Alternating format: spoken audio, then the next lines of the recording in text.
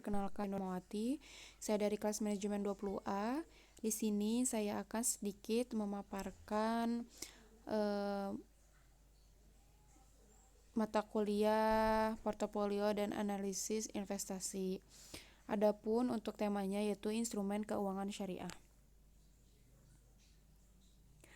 Investasi diartikan sebagai penanaman uang atau modal dalam suatu perusahaan atau proyek yang bertujuan untuk mengharapkan keuntungan.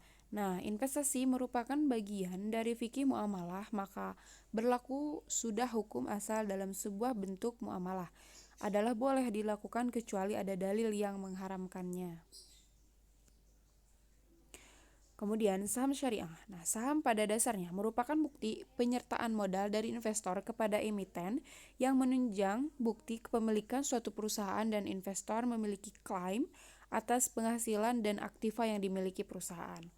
Adapun reksadana syariah merupakan wadah yang digunakan oleh masyarakat untuk berinvestasi dengan mengacu pada syariat Islam. Selain itu, ciri tersendiri pada produk reksadana dan syariah yakni adanya proses detching atau membersihkan pendapatan yang diperoleh dengan cara membayar zakat, bukan merupakan instrumen penghasil riba. Selanjutnya ada jenis-jenis reksadana syariah. Yang pertama, reksadana pasar uang, yaitu hanya melakukan investasi pada efek yang bersifat utang dengan jatuh tempo kurang dari 1 tahun. Tujuannya yaitu untuk menjadi likuiditas dan pemeliharaan modal investasi. Selanjutnya yang kedua, yaitu reksadana pendapatan tetap, yaitu melakukan investasi sekurang-kurangnya 80% dari aktiva dalam bentuk efek bersifat utang.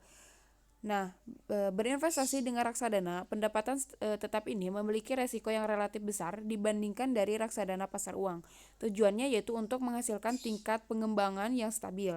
Kemudian yang ketiga yaitu reksadana saham, yaitu untuk melaksanakan investasi sekurang-kurangnya 80% dari aktiva dalam bentuk efek bersifat ekuitas.